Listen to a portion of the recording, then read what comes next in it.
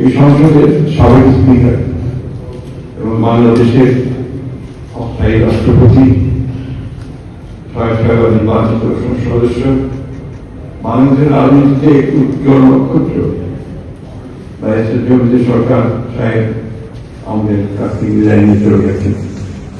পরম্পরা আল্লাহ তার কাছে এই দোয়া চাই, আল্লাহ তারা সমস্ত গুণ মাফ করিয়ে তাকে যেন বেহেশতে করেন। তার পরিবারের সদস্য, আমাদের তার সন্তান, আমাদের তারিখ অন্যান্য সন্তানদের পরিবার সদস্যদের এই শোক সহ্য করবার ক্ষমতা দেন। ব্যারিস্টার নজরুলের সমগ্র জীবন অত্যন্ত অনাথ। তিনি রাজনীতিবিদ হিসাবে যেভাবে সফল ছিলেন, তেমনি আইনজীবী হিসাবে সেই আগে আরো সফল ছিলেন। রাজনীতির তার সবচেয়ে বড় জিনিসটা আমাদের কাছে মনে হয়, তিনি গণতন্ত্রের ব্যাপারে ছিলেন একেবারে অবিচল। এখানে আস্থা ছিল একেবারে অসাধারণ। আমরা এই অসাধারণ মানুষটিকে আর ফিরে পাবো না। তার যে কাজ, সেই কাজগুলোতে যদি আমরা অনুসরণ করতে পারি, তাহলে আমরা অবশ্যই উপকৃত হব, লাভবান হব।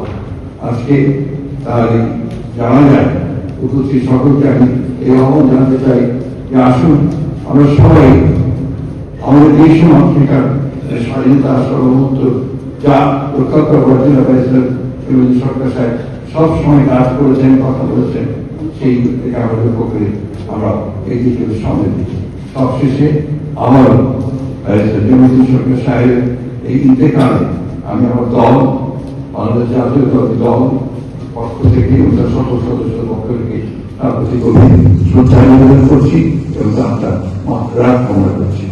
আসসালামু আলাইকুম।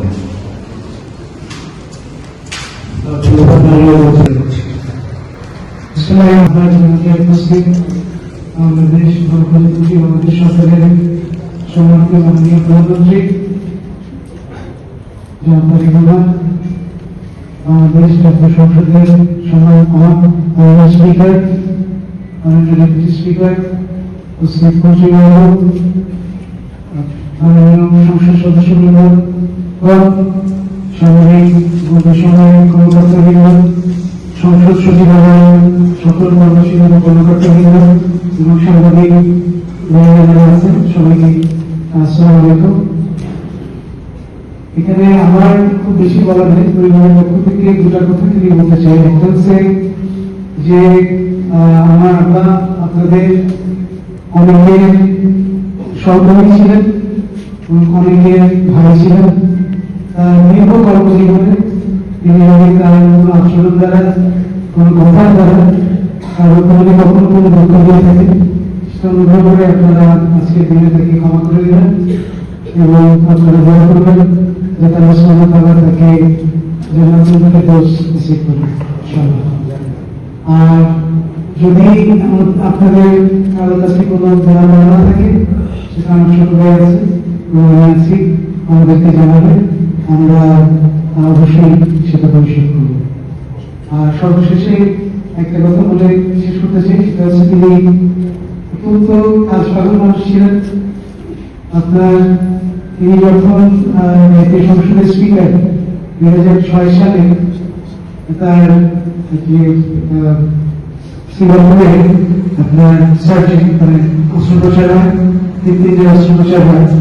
সেই অস্ত্রোপচারের 14 দিনের মধ্যে এসে তিনি সংসদে বসেছিলেন এবং সংসদের কর্মকাণ্ড পরিচালনা করেছিলেন। এটা তিনি সবসময় কাজ করতে ছিলেন দেখে আপনারা এখানে দোয়া করবেন এবং আলোচনা করার জন্য তাকে নসিব করেন। আসসালামু আলাইকুম। আমি এই পর্যায়ে মহান জাতীয় সংসদের মাননীয় স্পিকার মেজর অবসররত হাফিজুদ্দিন আহমেদ ডক্টর স্যারকে সম্বোধন করছি কিছু সময়ের জন্য।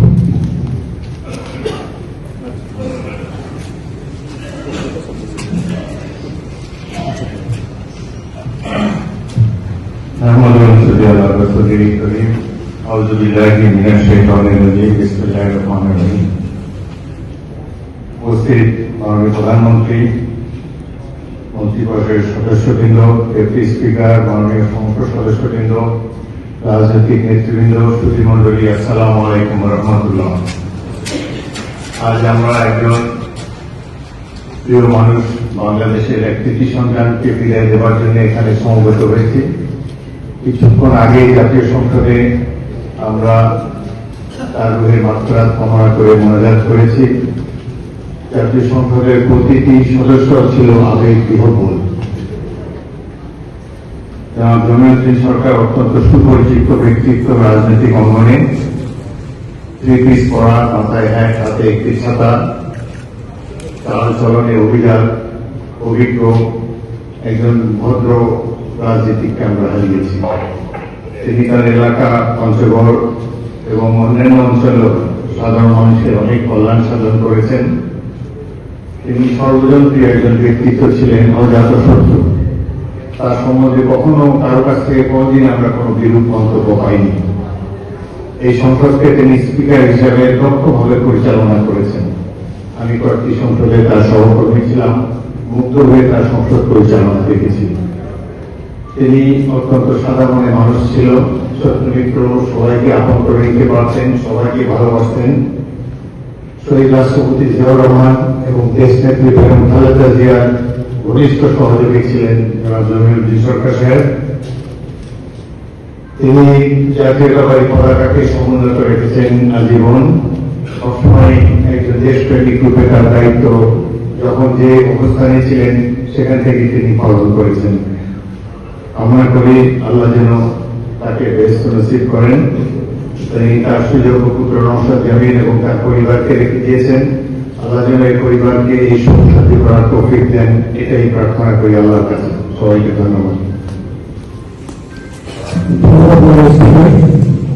এখন যারা অনুষ্ঠিত হবে মোহাম্মদ নবী রেহান পেশিমা নামাজের পর ভোরের প্রশস্ত বক্তব্য রাখবেন। আমি এই ইসলামের প্রত্যেকটা জানাজার নামাজ চার তকবীরের সাথে আদায় করতেছি। আল্লাহু আকবার। নামাজ শুরু হইতেছে।